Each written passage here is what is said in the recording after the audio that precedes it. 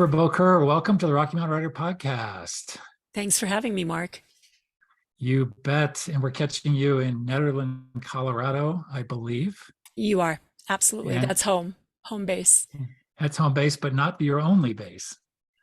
Um, yeah, it's kind of a convoluted story, but we bought a kind of well, it was an abandoned building on the coast of Maine. I grew up in Rhode Island and kind of missed the sea. So my husband and I were trying to come up with I guess like a retirement plan. And he found an old inn on the coast of Maine that had been abandoned for like 10 years and was a wreck. But we saw the potential in it, and we've been slowly working on it and renovating it. We want to make it a retreat.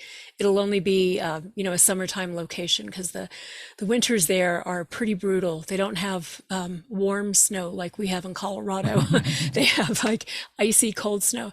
So it'll be a summertime project, but we want to do retreats that have an author or an artist or a musician who will come and host a weekend, and people can come in and interact with that person and learn from them. And yeah, it was so that's the goal. We'll see if it works out. There's a What lot to what do. what weekend would you like me to come? Yeah, don't worry, you're on the list already. Yeah. Boy, oh boy, I grew up outside Boston. I have some familiarity with Maine. How far up the coast is it? Pretty far. We're about an hour or so from the border with Canada. So it's an Wow. area called Down East Maine. You're probably Wow, familiar. sure. Yeah. Yeah, So the town is yeah. Machias. It's not much bigger than Nederland. A little bit bigger, but not much bigger than Ned. So it feels comfortable and familiar. And yeah, it's really beautiful too. That's fantastic. Well, before we get to writing and books, I mean, I've climbed Katahdin a couple times, and Oh, I've canoed on Moosehead Lake and canoed down the Allagash at one point, and just it's just a stunning state, and it is huge up there. People don't realize how big Maine is. yeah, I was concerned. I have a really strong connection to nature. And, one of the reasons that we chose Ned is because I'm surrounded by trees, and we're really close to the national forest. We're about, it's at the end of the road. I can access the national forest trails. And every day, I have foxes or raccoons or deer or bears or moose come trundling through the Ah, yard. And ah, I didn't think I'd find that in Maine, but so far it's been pretty good. We've had a lot of visits from deer and skunks. I didn't know they were such a thing in Maine, but skunks and porcupines. So yeah, that's a new part of my wildlife experience. that's great. Wow.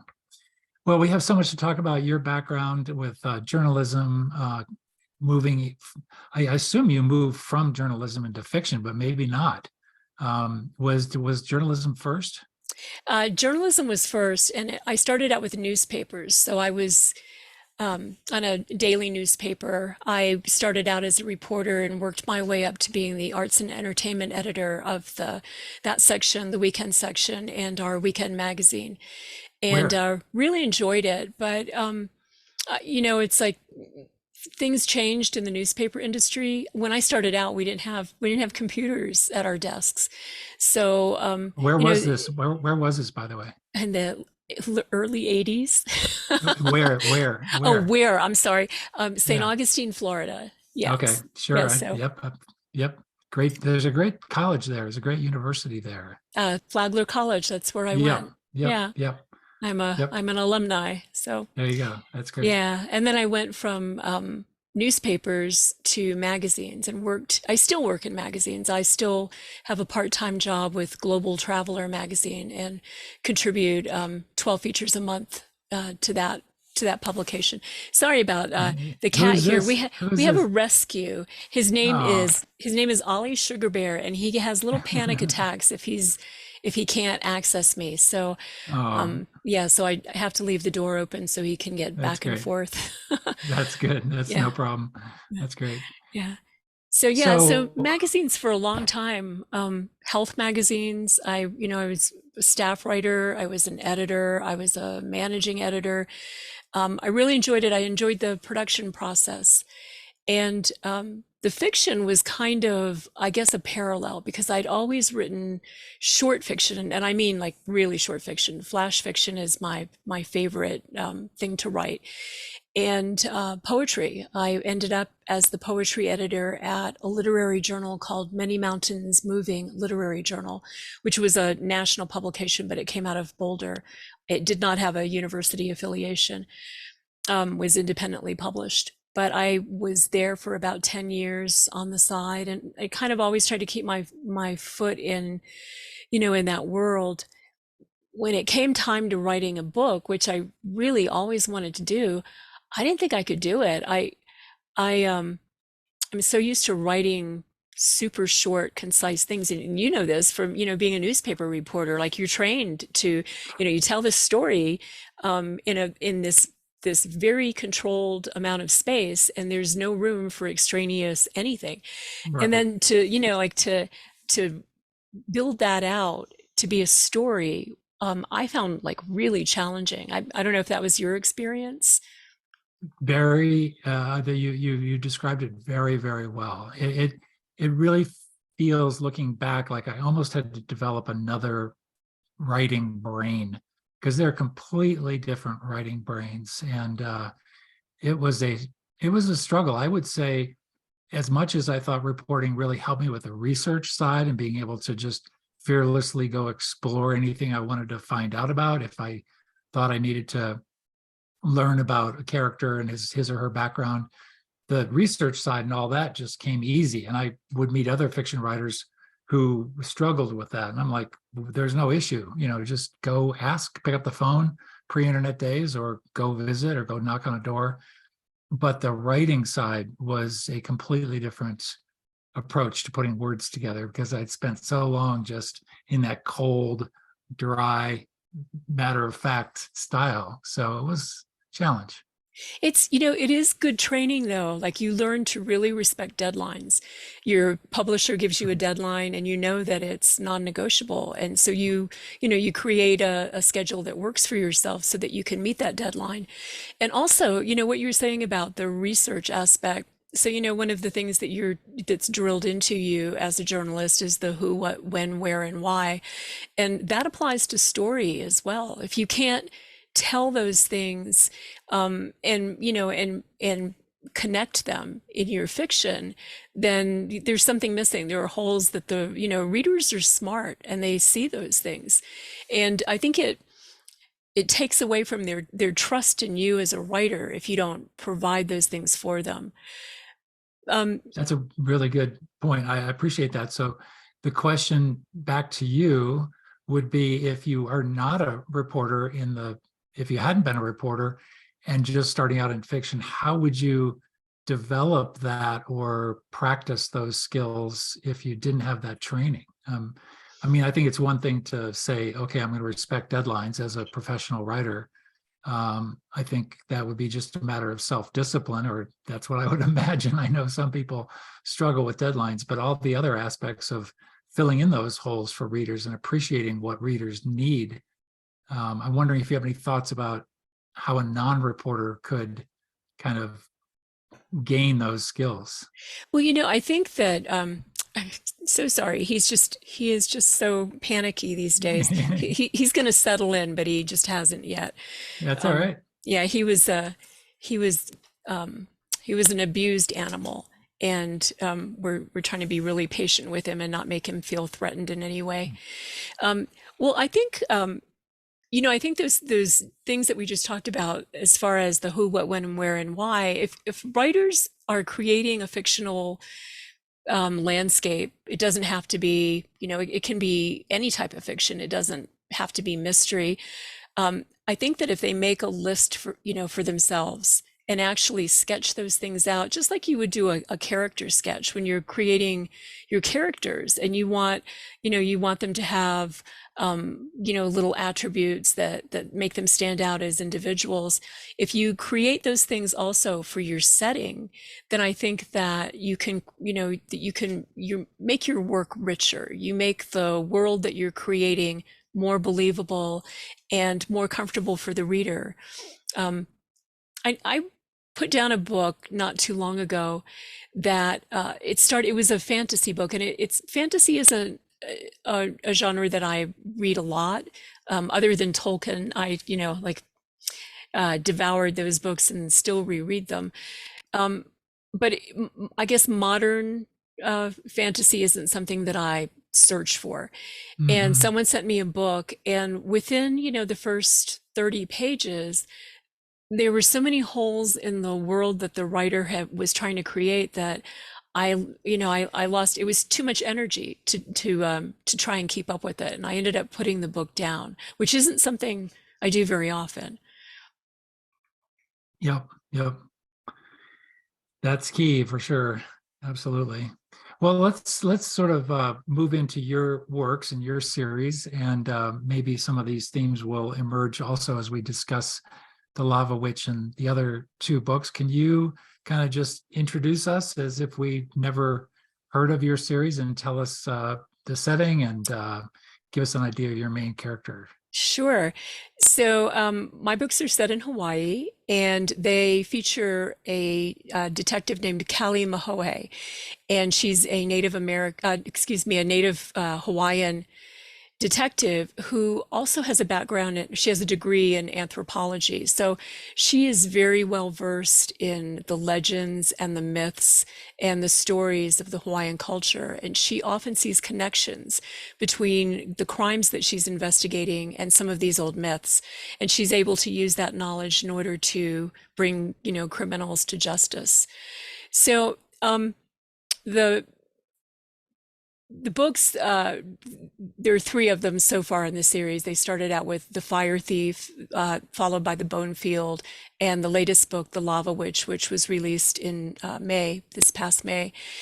Um, Collectively are called the Dark Paradise Mysteries. And one of the reasons that I selected that name for the series was because a lot of people, you think of Hawaii and you think of, flowers and birdsong and beaches and, sitting on the deck of your lanai, sipping something cold and just, the beauty is so profound there. But in my travels there, and I lived there for a while, my husband and I were there to shoot a documentary, and we lived with a traditional kahuna who had invited me. I'd interviewed him for a couple of magazine stories in the past, and he asked me to come over and work on this documentary with him. And while I was there, he took me with him on a lot of the healing calls that he was making to people in his community. So I got to see some of the ceremonies that were part of the healing protocol, and learn about the herbs and the plants, the medicinal plants that are used to address different ailments. And one of the things that I became aware of, and I'm going to say reluctantly because it's true, I wanted Hawaii to just be that beautiful thing, but pretty soon you start to see that it's not really any different from any other place. There's um, I guess you could call it an underbelly, like there is in any other state, and particularly in a big city like Honolulu. There's a huge methamphetamine drug problem, just like off the charts. It's one of the worst problems state-wise in any state in the U.S.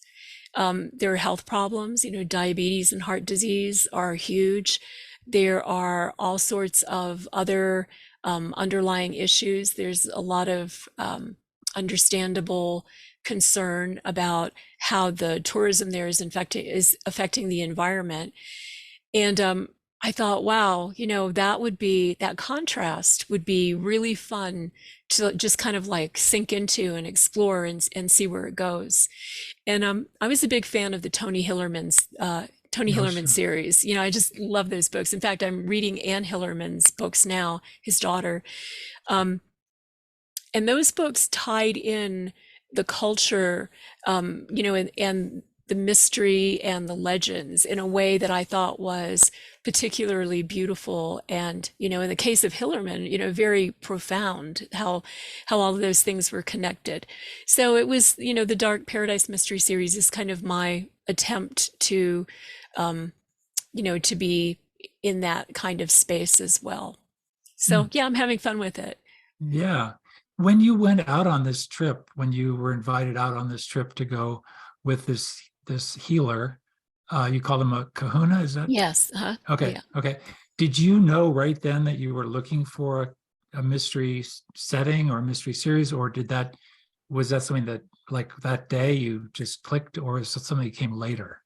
It was in the course. So we were there for some months, and I made dozens of trips back and forth afterwards. And it was something that, it's like once you become aware of something, how you can not see it. And Mhm. so I started seeing it, everywhere. We were in Honolulu for dinner one night, and there was some kind of raid on a club down the street from where we were walking. And we probably shouldn't have even been walking in that neighborhood, but we were, we're tourists and we're in Hawaii and we're just out walking around. And, there were hookers and all kinds of, things going down that it never occurred to me. And I'm so naive about these things. I never thought Hawaii had those problems. And, certainly it does. So I started seeing it kind of everywhere I went, and talking to other people too, talking to Hawaiian people who live there, who were, very open about some of the challenges that they face in that state. And were very, very generous in sharing their thoughts on it. And they knew that at that point that I was considering writing a book. And I didn't know that it would be a series. I thought maybe it would just be a standalone mystery. But it became, apparent to me that there was enough material there to make it a series. So tell us a little bit more about how you developed your main character, and tell us a little bit more about her. Well, she started out as a man. To Okay. be honest, I had there are two important characters, Callie and her uncle, who is the police chief, her uncle Walter. And at first I thought, I could do this as like a kind of like a buddy cop thing with Walter and the detective on the force going out and solving crimes and making the world a better place. But somewhere in that process, it was a couple of people who read the manuscript said, this would be way more interesting if it was a woman. So I rewrote it. I had finished the manuscript at that point, and I thought, oh well, I go in and change the pronouns and the name and just do a a search and replace. Of course, that's ridiculous. Yeah. It took me another year to turn it into Wow. a series that featured the woman. But I wanted her to be tough because you have to be in that world, especially if you're a homicide detective. And I also wanted her to be very vulnerable. So I gave her a past that included losing her longtime partner, Mike, who was also a police detective, losing him in a drug raid. And it's a thread that kind of carries through the entire series because the people who were responsible for his death were never brought to justice. So it's always there in the back that she's trying to solve that mystery too. And she, each book she gets a little closer to discovering who was responsible. And she is native Hawaiian? She is native Hawaiian. And Yeah. I thought, well, and that's another thing. So I did not originally write her as a native Hawaiian. I just made her a police detective. And I had accumulated a lot of friends, made a lot of friends in Hawaii. And I wanted them to read the book and give me their feedback on whether they felt like I was being, accurate about the legends and the setting and all of those things. And everyone came back to me and said she has to be Hawaiian. It's not respectful to make her anything but Hawaiian. So I changed her to be a native Hawaiian and then sent the book back, the manuscript or sections of it back to a lot of Hawaiian readers. And they helped me refine things. It was one of the things that they felt was really important was that I used the native Hawaiian spelling of words, which I guess, is actually kind of annoying to some readers. I've gotten feedback where they're like, well, I wish you'd had a glossary or something because that's kind of difficult. But so I, refined that and made it easier for people to to make the connections. And they wanted the fact that she was also an expert in those legends and those myths to be something that was really, really front and center, so that there was no doubt that she was the character of Callie was using her own background in order to solve these mysteries. So yeah, so that was a challenge for me, and I hope I got it right. The feedback from Hawaiian readers has been really good. Hawaiian librarians have sent me some beautiful notes, and the book was just named one of the top 9 books by TripAdvisor that has a travel background, and it was reviewed by a Hawaiian reviewer. So I feel like, that's pretty good endorsement. yeah. That's So I'm great. comfortable with it. Yeah. Well, take us into the Lava Witch, since that's the most recent. Give us an overview of the challenges there. What's the plot about?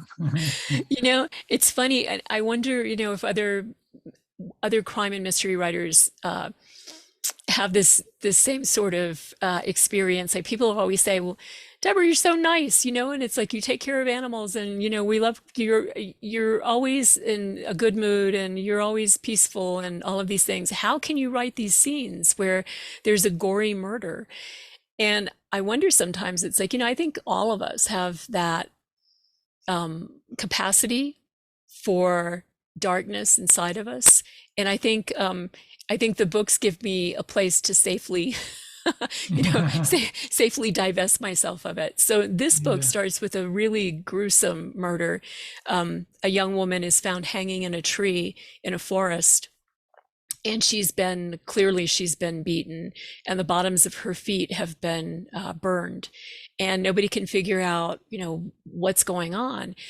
And as the investigation deepens, Callie is able to connect what's going on with a research laboratory in Maui that's doing a lot of research that some people are, maybe less than happy about, and some people are trying to claim it as their own. And there's a big academic kerfluffle going on about whose work it is. And at the same time, they find out that there is somebody in the area is producing methamphetamine on, like large scales, like very large scales, enough to supply a city. And it's the story leads you down a path where all of these things finally become connected, but hopefully in a way that the readers don't expect. And the person who killed this young woman is brought to justice. Parts of it were hard to write.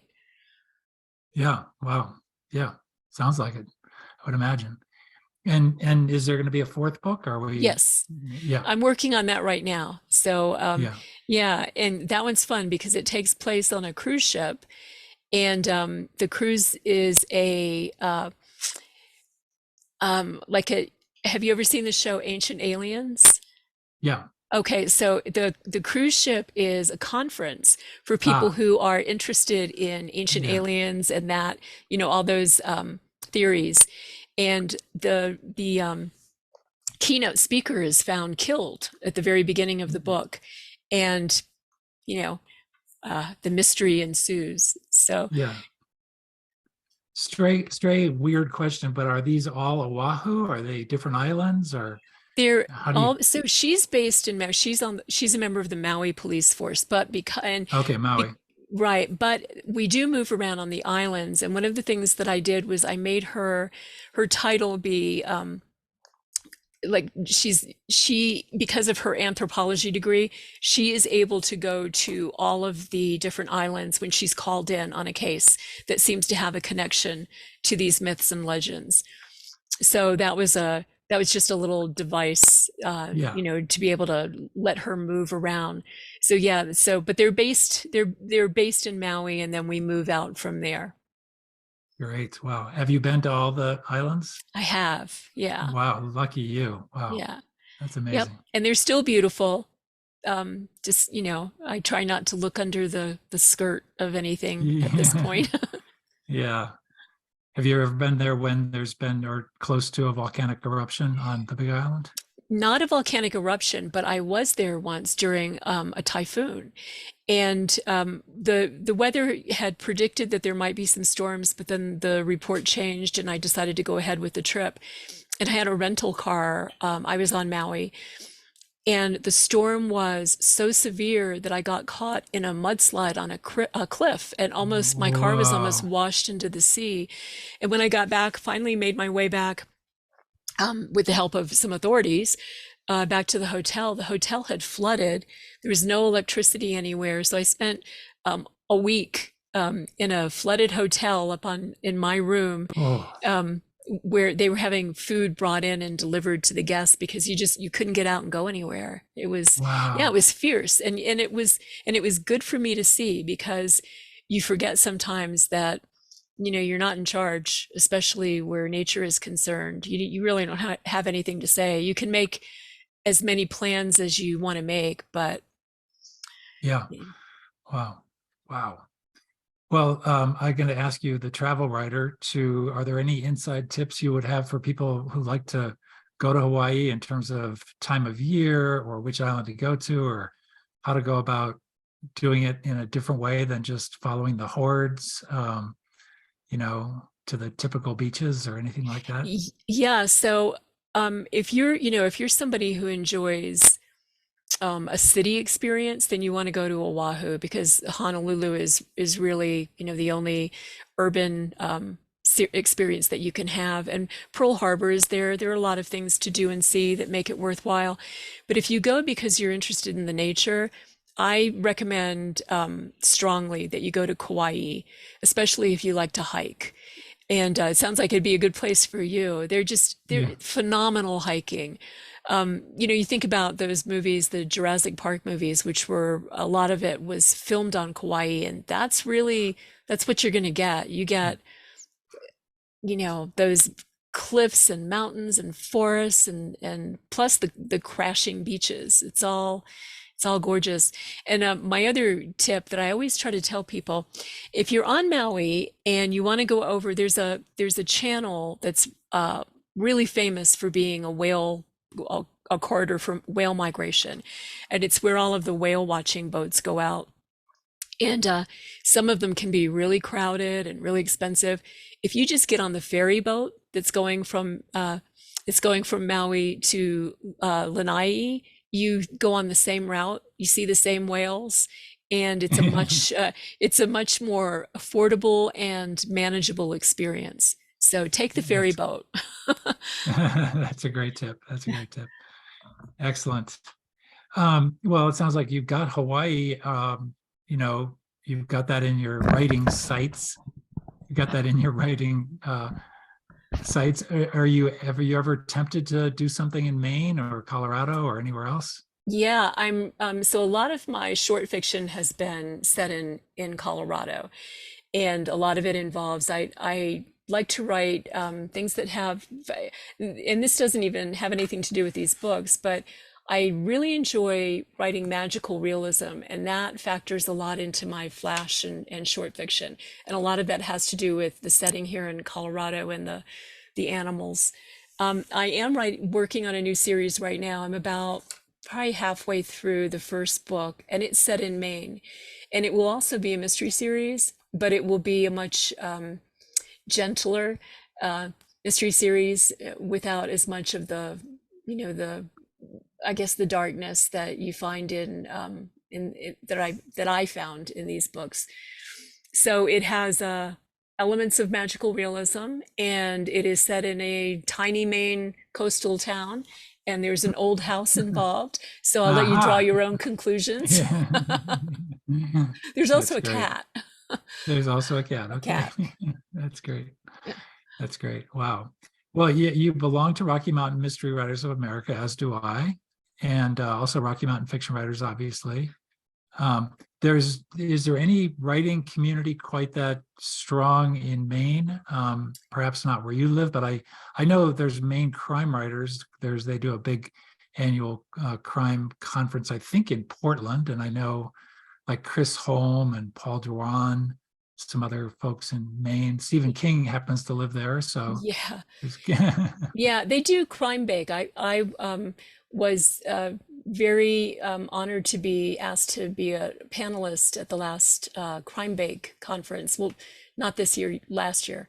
Mhm. And that was a lot of fun. There's a large, very active chapter of Sisters in Crime that's there. And the Maine Writers and Publishers Association is pretty active, and it's kind of a very inclusive as far as, it doesn't matter what genre you write in, as long as you're a writer, you Yeah. can be part of it, which I think is Uh-huh. really important. Yeah. And so you're connected in Colorado, you're connected in Maine. Are you still connected to Hawaii? Do you still go out there to promote your books and have launches and events? Yeah, I haven't been back since the pandemic. And airports these days, it's such a traumatic experience to go through major airports. So I've actually put off going back to Hawaii, but I would like to go back and do a book, a book signing or some sort of event, maybe with some of the local writers. And I've had some discussion with a few local writers, and we're trying to find a time and a place that suits everybody. It will probably be Maui, but that's still kind of up in the air because those writers are scattered all around the various islands.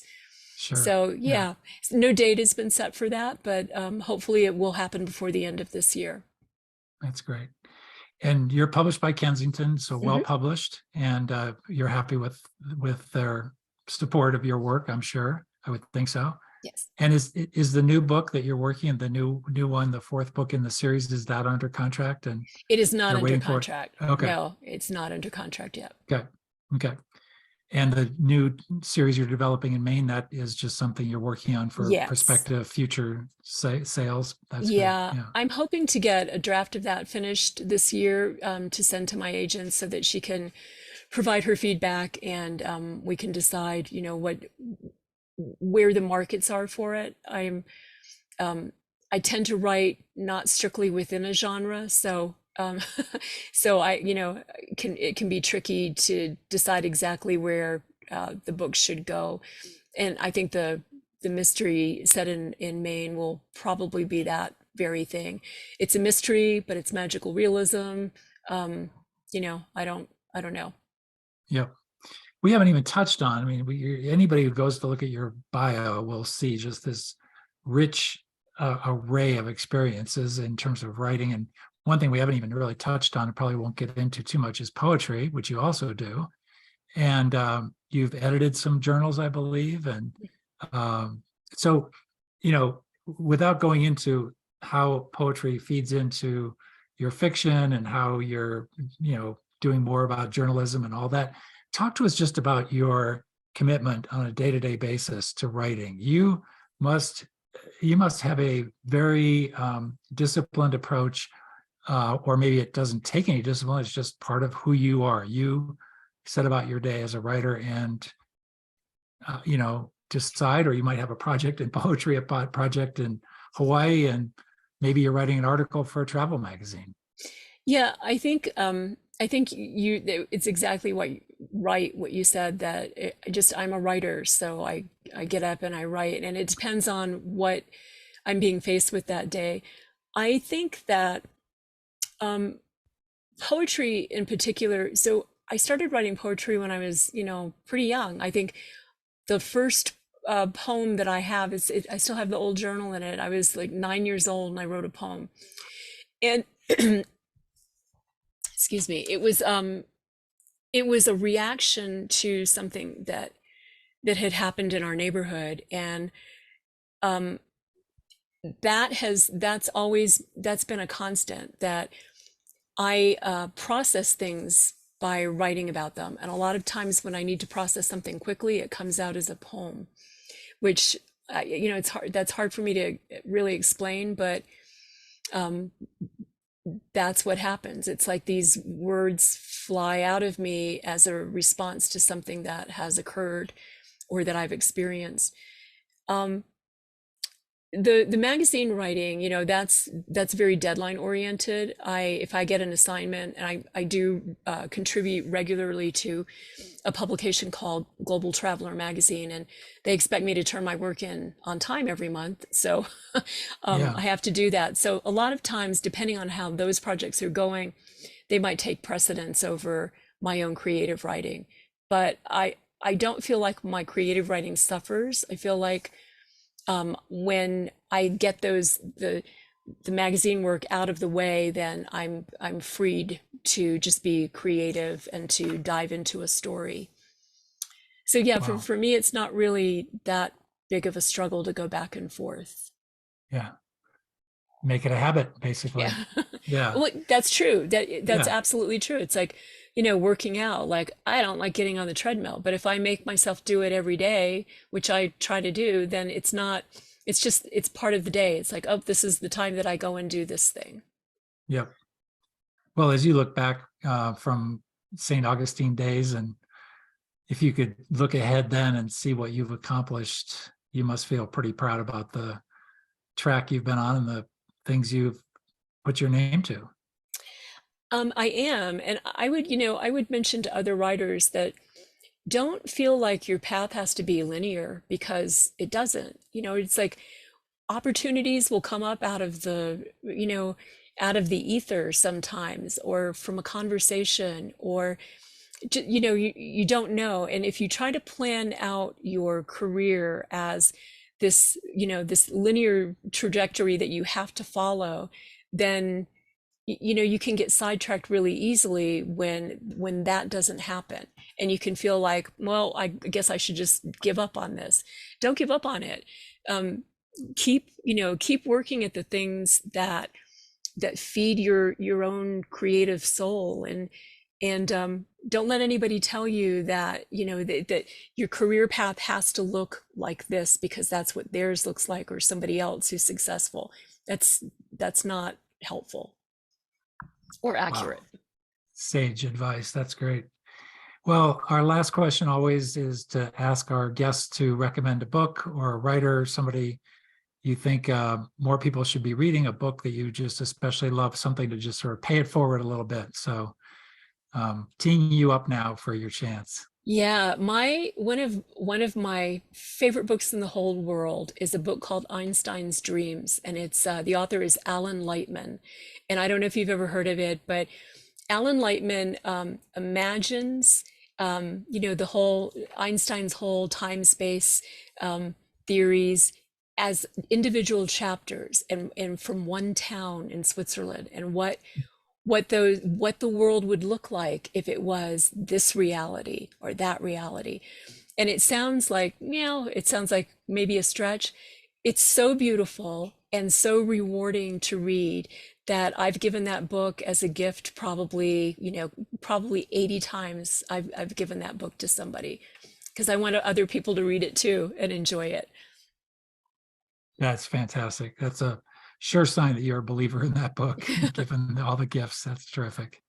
Well, Debra Bokur, congratulations on all your success, and we'll look forward to the next installment of your series, and we'd love to catch up with you again down the road should another occasion arise. So thanks a million for jumping on the podcast, and we'll see you real soon.